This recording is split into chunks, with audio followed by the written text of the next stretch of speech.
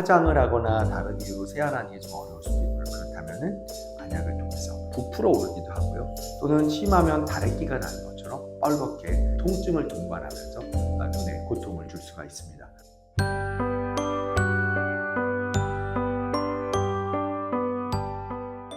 안녕하십니까. 서울글로우 안과 차용재 원장입니다. 오늘 제가 말씀드릴 내용은 이제 봄이 오고 있어요. 봄철을 맞이해서 봄철의 대표적인 질환, 알레르기 결막염에 대해서 말씀드리도록 하겠습니다. 요즘 같은 봄에 나타나는 대표적인 질환으로 알레르기 결막염이라는 거 여러분들이 대부분 다 알고 계실 거예요. 눈에 어떤 알레르기를 유발하는 외부에서 원인 물질이 이제 결막 이런 접촉이 되면 이제 거기에 과민 반응이라는 게 유발이 됩니다. 과민 반응이라고 하면은 결막에서는 충혈이 되고 또 눈곱이 끼고 또 가렵고 또는 침침하게 되고 또 좀 심하면 쓰라리고 아프기까지 합니다. 이런 알레르기 결막염을 봄철을 맞이해서 어떻게 우리가 대처해야 되는지를 설명을 드리고자 합니다. 알레르기 결막염의 증상으로는 대표적으로 알고 계신 것이 가려움증입니다. 눈이 가렵거나 따갑고 또 충혈도 되고 눈물도 흐르고 눈곱도 낍니다. 눈꺼풀이나 이 눈 주변이 부풀어 오르기도 하고요. 또는 심하면 다래끼가 나는 것처럼 뻘겋게 통증을 동반하면서 눈에 고통을 줄 수가 있습니다. 봄, 가을에 심한데 이런 알레르기 결막염은 보통 이제 10대 때 좀 악화가 되고요. 그리고 나이가 들면서 좀 좋아졌다가 성인이 돼서 다시 60대가 되면서 알레르기 반응에 2차 피크가 옵니다. 그래서 나이가 드신 분들께서도 환자분들께서도 내가 이 나이에 무슨 알레르기냐 이러면서 병원을 찾게 되는 경우가 많이 있습니다. 알레르기 결막염을 예방하는 방법을 우리가 지금쯤 알아야 됩니다. 그래야 3월부터 다가오는 알레르기 원인 물질, 이 항원들이 공격하는 데서 우리가 우리 자신을 보호할 수가 있어요. 첫 번째로 실내에 있는 알레르기 원인 물질들을 찾아서 줄이거나 없애는 게 중요합니다.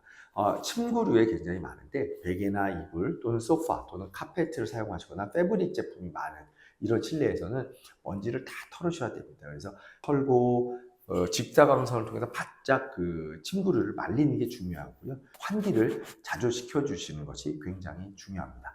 두 번째로는 꽃가루가 이제 좀 있으면 이제 날리기 시작해요. 사실은 요새는 꽃가루보다 미세먼지라는 것들이 심해져갖고 꽃가루보다 미세먼지가 알레르기 원인 유발하는데 훨씬 더 자주 등장하게 되는데 전통적으로 꽃가루에 대한 대처가 필요합니다.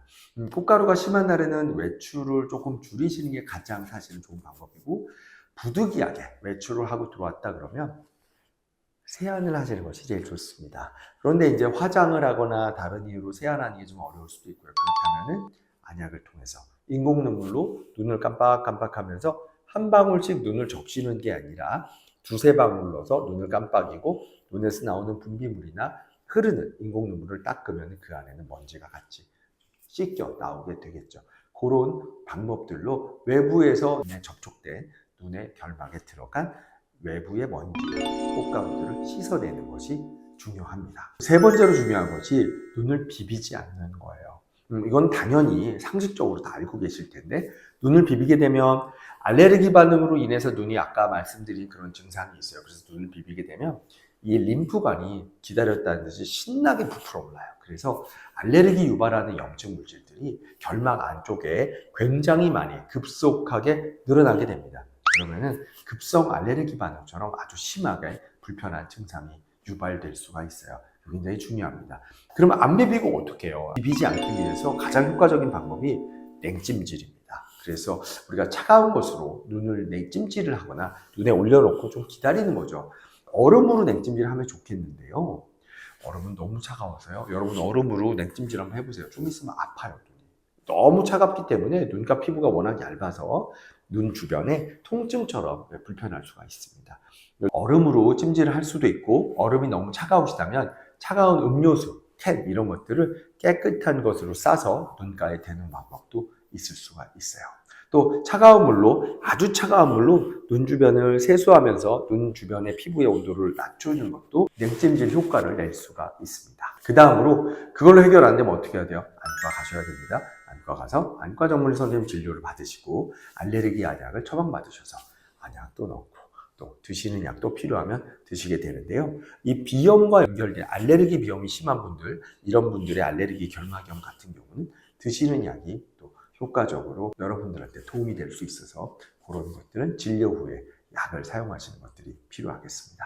그러면 이런 알레르기가 매년 봄에 또는 가을에 반복되는 분들한테 예방하는 방법이 중요할 텐데요. 예방법으로 첫 번째, 알레르기 결막염을 예방하는 효과가 있는 성분의 안약들이 따로 있습니다. 그래서 제가 이제 봄이 오는 게 좀 무섭다, 신경 쓰인다, 벌써 뭔가 지난주부터 가렵기 시작하다고 하신다면은 알레르기 안약 중에 예방 효과가 있는 안약을 지금부터 부지런히 쓰시는 것이 굉장히 중요합니다. 보통은 한 달 정도는 저만을 해야 예방 효과가 제대로 나타날 수가 있거든요. 안과에서 진료를 받고 예방 효과가 있는 성분의 안약을 지금부터 미리 사용하시는 방법이 첫 번째고요. 그리고 두 번째는 봄철에도 겨울철뿐만이 아니라 봄철에도 가습기를 실내에서 사용하는 겁니다. 실내에서 가습기를 틀어서 실내에 유입된 외부의 미세먼지나 외부의 꽃가루 같은 것들이 가라앉도록 아래쪽으로 바닥에, 그래서 습도를 높여주는 것이다. 보통은 실내 습도를 약 50% 내외 정도까지만 유지해도 알레르기 항원이 바닥으로 가라앉아서 막 공기 중에 부유해서 이 결막이나 이런 데로 날아서 많이 들어오게 되는 것을 확연하게 줄일 수가 있습니다. 또 한 가지, 세 번째는 주무시기 전에 스마트폰, TV, 핸드폰, 또 이렇게 아이패드 보는 걸 줄이시는 겁니다. 자, 자기 전에는 지난번에 제가 유튜브 편에서 지난번 촬영에서 말씀드린 것처럼 주무시기 전에 디스플레이를 보게 되면 눈이 굉장히 건조해진다고 했죠. 알레르기 물질들이 눈에 들어와서 어느 정도 표면에 막 묻어 있는 상태인데 이때 눈물이 우리 눈에 대한 알레르기 보호막을 형성하는데요. 이때 눈이 건조해지면 영락없이 알레르기 반응이 심해집니다. 그래서 주무시기 전에 하루 종일 눈에 들어가서 흡수가 되어 있는 먼지들, 그 먼지들로부터 우리 눈물이 막 열심히 힘들게 우리 눈을 보호하고 있단 말이에요. 아, 안 돼, 오지 마. 근데 그때 막 주무시기 전에 핸드폰을, 인터넷을 찾아보고 뉴스 기사를 보고 영화를 보고 이러다 보면 이 눈물막이 깨지면서 알레르기 항원에 의한 알레르기 반응을 막는 우리의 눈물의 기능이 저하되게 돼요. 그래서 알레르기 반응이 또 유발되고 건조증도 악화될 수가 있는 겁니다. 이제 봄입니다, 여러분. 따뜻한 봄이 오면 꽃도 피고 또 꽃가루도 날리고 미세먼지는 좀 더 심해질 겁니다. 여러분들의 아름다운 봄날을 위해서 알레르기 예방법을 오늘 숙지하셔서 잘 활용하시고 눈 건강을 지키시기를 바랍니다. 감사합니다.